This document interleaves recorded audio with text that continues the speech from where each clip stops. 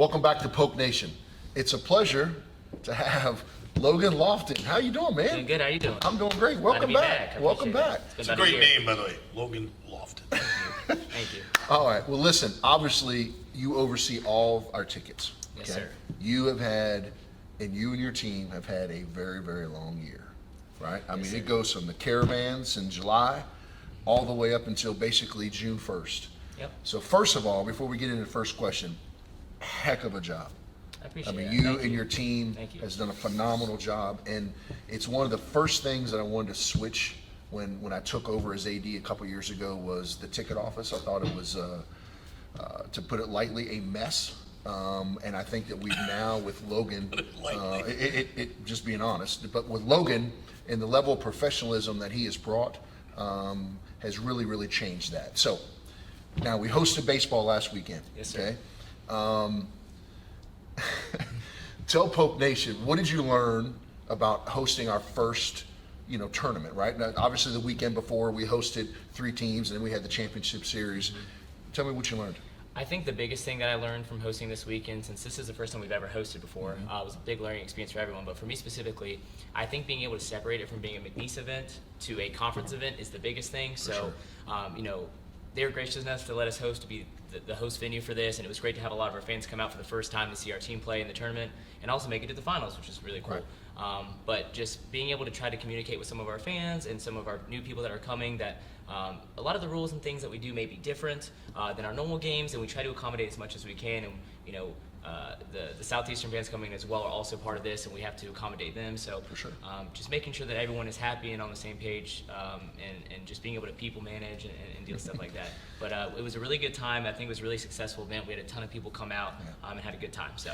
Well, it's funny because you and I talked quite a bit throughout last weekend, and I had fans tell me the same thing. Well, what about this? And why is this? And we can't do this. And I kept saying, guys, everyone, this is the Southland Championship. Yes. This is not McNeese's championship. And I think that from a just being able to communicate that, you and your staff did a great job. And I think moving forward, we're going to host obviously men's and women's basketball.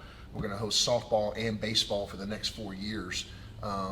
Being able to really communicate that, I think is really, really important. I know you and your staff have already talked about that, but just a phenomenal job, and what a great venue to host a championship, right? I think it was a really good place and a good thing to bring back to the city, after all the stuff that we've been through, to have a nice, all-encompassing event for all the schools to come into and just kind of see the rebirth of Lake Charles and the field and the baseball team. So it was a really good time. And I think, like you said, for the upcoming years when we do host these other events, it'll be really important to make sure that we get a learning experience from this and be able to fix stuff that may have not gone so well this time, and even improve on stuff that we did well this time and make it even better in the future. Well, you got to blame him for that because he's the one that negotiated to get everything. So it's his fault for 4 years. Yeah, it'll be awesome though, especially all the other sports we've never hosted here, especially with this new facility behind us for basketball. It's going to be really, really exciting to hopefully fill this place up and have a lot of people here. What did you hear from, I know there's going to be some fans that are going to say it's not McNeese and be upset with it. What did you hear from the other fans that came, the schools like Nichols and Incarnate Word that came here? I think the interesting thing about a lot of our fans that came here from other schools and stuff were a lot of the prices and stuff were different from when they had come a few weeks ago, because they had just played us, just on a regular season game. So wondering why the prices were a little different, and just had to explain to them, like you said, it was a conference event, and stuff is different. Some of our protocols with clear bags and things that we normally may not enforce so heavily were different. So a lot of them were really understanding, especially if they had to bring stuff back to their car. But that was definitely the main thing, with just some of the rule changes that they weren't used to from when they played us a few weeks ago here. And what did you guys learn that you're going to bring forward, especially in here, because baseball and softball get some attention, but basketball gets attention. What did you guys kind of learn that you can take to inside? So I think a couple of things. Being able to have an entire year to know that we're hosting it instead of just 4 days is going to be the biggest thing, just planning wise for all of our departments. But for me specifically, I think having adequate staffing in the different places that I need them, whether it be tearing tickets, having people at will call, just to kind of expedite the process would make everything a lot better. And we're definitely going to improve on that for next year. I also think giving our season tickets holders ample time to get their tickets for the future will definitely help us well, because with the time frame we only had 1 or 2 days for them to have the ability to get their tickets. And a lot of people work on a Monday and don't have time to give me a call. So I think just all those different areas, those are the main kind of aspects that I think I want to improve on for next year that I think we'll be able to. Well, hopefully, obviously next year it won't go down to the last day. Oh, yeah, And of you'll course. know you're hosting. Oh, yeah. But hopefully it also, the seating will be kind of set up Yeah, beforehand. there's so many tiebreakers and close games, and it was Yeah, fun, and for the sure. fact that you were doing it for the first time on such a short notice. Yeah. Oh, yeah. But I want to get into this a little bit in the last minute here of, did it kind of ramp up the excitement for the fall? I think so, for sure. So this kind of showed how McNeese fans are wanting to come back to events and wanting to be part of a good sure. experience here again. It kind of showed the trajectory that we're heading, especially with our baseball team, which has been performing well. We're going into a new football season and basketball season. We have a new football coach with Coach Goff. We're going back to night games at 7 p.m. with lights. So I think all of that, with our fans' excitement going into this new year, is going to be great for ticket sales, for attendance, for everything. So I'm really excited. Yeah, I'm interested to see what the carryover is, because a lot of people showed up that hadn't been here before. Very When we good. come back on Poke Nation, we're going to hear from Logan about what his future hopes are and what he thinks the fall will look like right here on Poke Nation after this.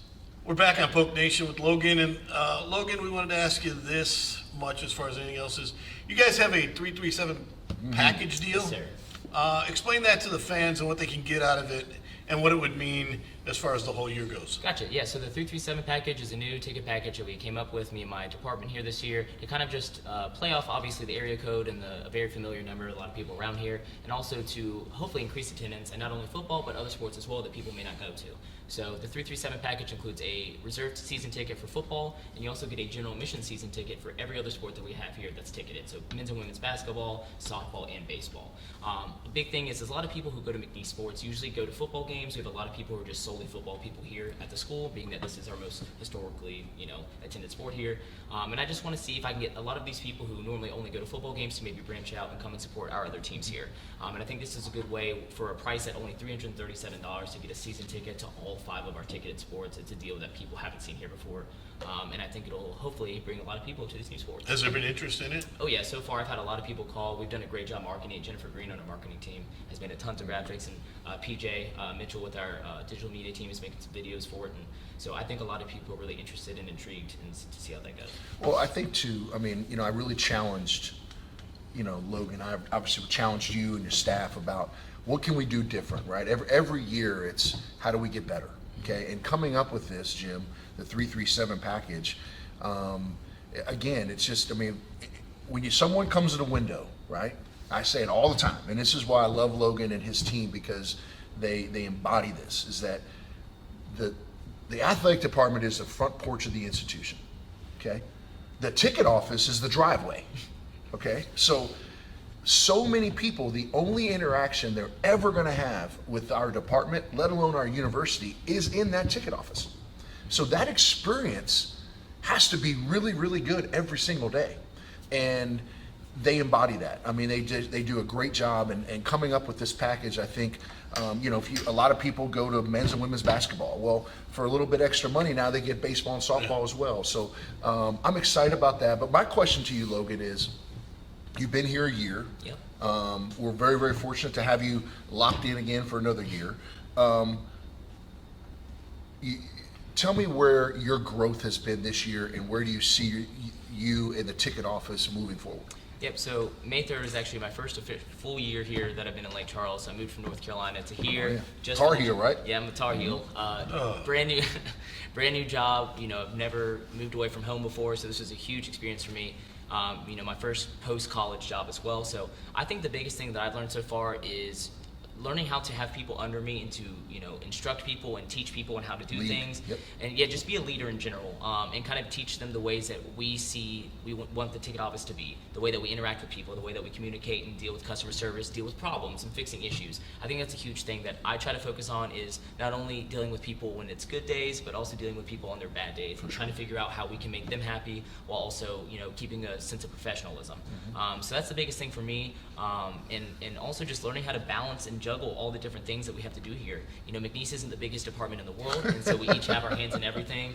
So just learning how to multitask, and with all the events we have, just take everything in stride. So I want to ask you this question. A lot of people look at McNeese as a Lake Charles school. Mm-hmm. How did you and your office branch out into not only more of Southwest Louisiana, but also other areas that don't kind of see it as their school? How do you kind of infringe on other places? I think a lot of that is also, part of our marketing department's ability to grow our department and everything is their graphics that they put out, their videos have reached tons of different accounts and people and hundreds of thousands of people across the country, especially with our teams going to on the national stage for softball specifically in the regional. We've been able to have plays that have been put on ESPN, onto all these different accounts and everything. So that definitely helps when we can capitalize on all of that exposure. In my instance specifically, I think this summer, whenever we have different events in various locations, we'll talk more about that eventually whenever those are announced. But I think people will be really excited to see the different places that we're branching out to, and just trying to be in front of people in person and show them that we care, even if they're not directly in Lake Charles. And was that part of the whole branding of the 337 to make it more of a regional? I think so, yep. So, 337 is something that a lot of people in Southwest Louisiana know. It's a very common, number here, whether it be area code, everything. And it's just a number people remember. So I think making it not just a Lake Charles package, but a area package is very, very important, so it reaches more than just people immediately here. Okay, so let's get something personal here. Okay. All right, so you come from North Carolina. I do, All yes, right, sir. now you're in Lake Charles. I am. What's your favorite part about Lake Charles, number one? And where's your favorite restaurant? I think my favorite part of Lake Charles so far is, and this is going to sound very cliche, but I think everyone knowing everyone in a very close-knit community is something that's really It's a cool. small town, So right? coming from Yep. bigger schools, I did grad school at Florida State. I did my undergrad at UNC Chapel Hill. Those are bigger schools where a lot of the interactions are not as personal because there's so many fans. It's very Sure. hard to do that. Right. And here, even with as many fans as we do have, I try my best to interact with them as much as I can, and it's really great to get to know them. Favorite restaurant, I think, is Bodine's for sure. Yeah. Can you sell tickets at the Frosty Factory now? I don't know. There's a lot of people on that porch. I'll talk to some people and see what I can do. I might have to go in person event over there or something. There's a lot of people on that porch watching those games. It's I like might have to try to get them to Wrigley come over Field. here. It was like Wrigley Field. It is. It's pretty like cool. that. Pretty cool. When we come back, we'll get the final words of the coach after this on Polk Nation.